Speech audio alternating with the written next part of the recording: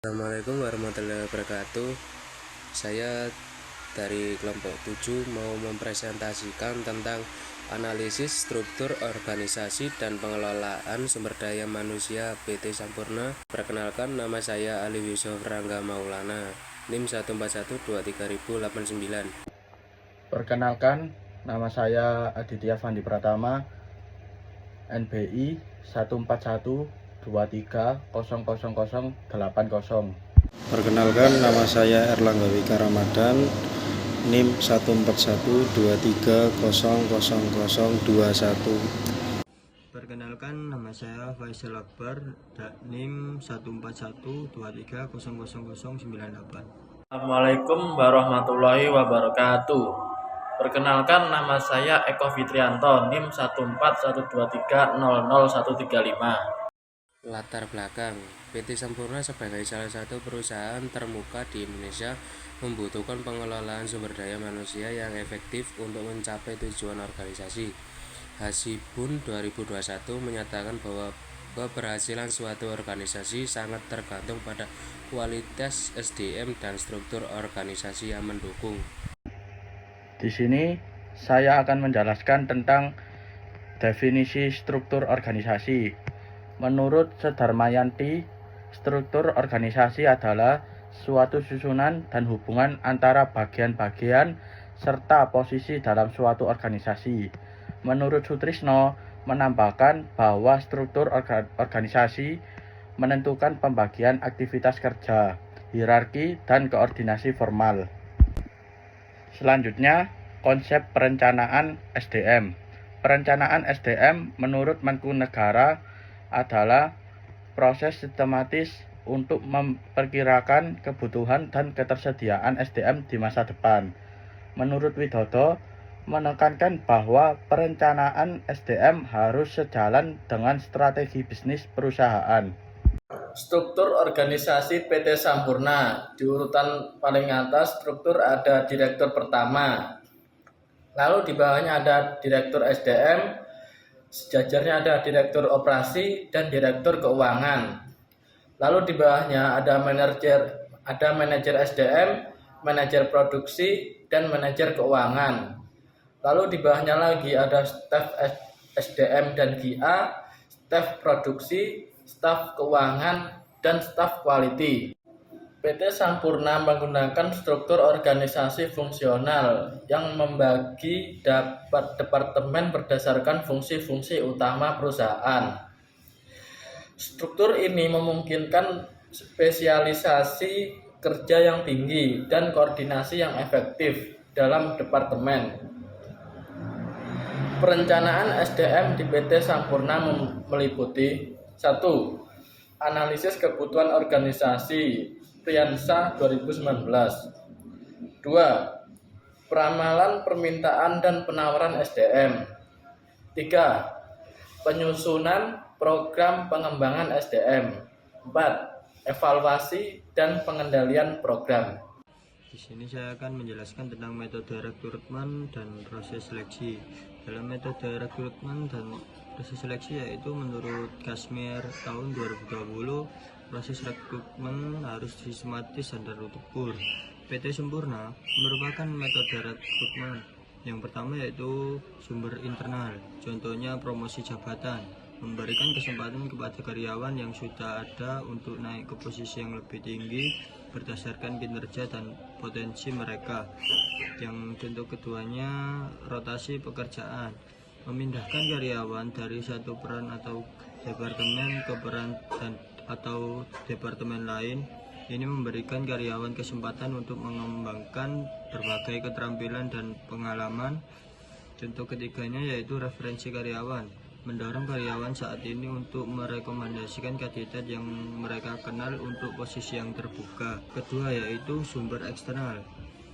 Sumber eksternal itu yang pertama contohnya job portal online, menggunakan platform seperti Jobstreet, karir.com, dan LinkedIn untuk memposting lowongan pekerjaan dan mencari kandidat potensial. Yang contoh keduanya yaitu kerjasama dengan universitas, membangun hubungan dengan universitas untuk menarik lulusan baru melalui program magang, pemeran pekerjaan atau kemitraan lainnya. Contoh yang ketiga yaitu media sosial perusahaan, menggunakan platform seperti LinkedIn, Facebook, dan Instagram untuk mempromosikan lowongan pekerjaan dan menarik kandidat. Terus proses seleksi meliputi sebagai berikut, yaitu memiliki 6 seleksi. Contohnya seleksi administrasi. Tahap ini dokumentasi dan informasi yang diserahkan oleh pelamar pekerjaan akan diperiksa untuk memastikan bahwa mereka memenuhi persyaratan minimum yang ditetapkan untuk posisi tersebut.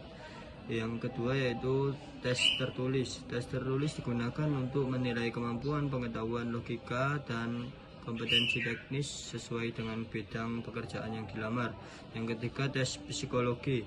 Tes psikologi ini dilakukan oleh seorang psikolog untuk mengidentifikasi potensi kemampuan, minat, bakat, motivasi, emosi, kepribadian, serta kemampuan khusus lainnya yang dimiliki oleh calon pegawai. Yang nomor 4, wawancara.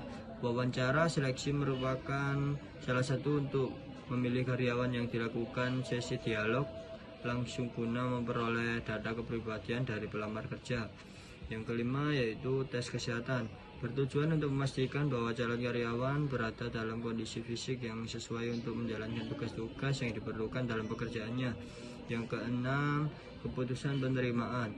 Pada tahap ini, pertimbangan akan diberikan pada hasil dari semua tes, wawancara, serta kesesuaian budaya dan nilai-nilai perusahaan. Keputusan akhir akan diinformasikan pada pelamar, baik diterima maupun tidak. Mekanisme penempatan SDM. 1. Kesesuaian pendidik, memastikan bahwa karyawan memiliki dasar pengetahuan teoritis yang diperlukan untuk menjalin tugas-tugas mereka dengan efektif dan efisien. Kedua, pengalaman kerja memberikan jaminan bahwa karyawan memiliki keterampilan praktis dan pemahaman yang diperoleh dari pengalaman sebelumnya. Ketiga, kesehatan fisik dan mental, menjamin bahwa karyawan berada dalam kondisi yang baik untuk menjalankan tugas-tugas mereka. Keempat, status perkawinan, memahami dan mempertimbangkan komitmen dan tanggung jawab pribadi karyawan yang mungkin mempengaruhi ketersediaan mereka untuk bekerja di lokasi tertentu atau dalam kondisi tertentu. Kelima, yaitu usia, menciptakan keseimbangan antara pengalaman dan energi muda yang dapat memperkaya dinamika tim dan memungkinkan pengetahuan yang lebih senior untuk dipertukarkan dengan perspektif baru. PT Sampurna menerapkan prinsip the right person in the right place dalam penempatan SDM Suwatno tahun 2020. Kesimpulan, berdasarkan pembahasan di atas, dapat disimpulkan bahwa 1. Struktur organisasi PT Sampurna mendukung efektivitas koordinasi dan spesialisasi kerja. Kedua, perencanaan SDM dilakukan secara sistematis dan terintegrasi dengan strategi perusahaan. Ketiga, proses rekrutmen, seleksi, dan penempatan SDM dilaksanakan secara profesional dengan mempertimbangkan berbagai aspek. Sekian, terima kasih presentasi dari kelompok kami. Kurang lebihnya mohon maaf. Wassalamualaikum warahmatullahi wabarakatuh. Sekian, terima kasih presentasi dari kelompok kami. Kurang lebihnya mohon maaf. Wassalamualaikum warahmatullahi wabarakatuh.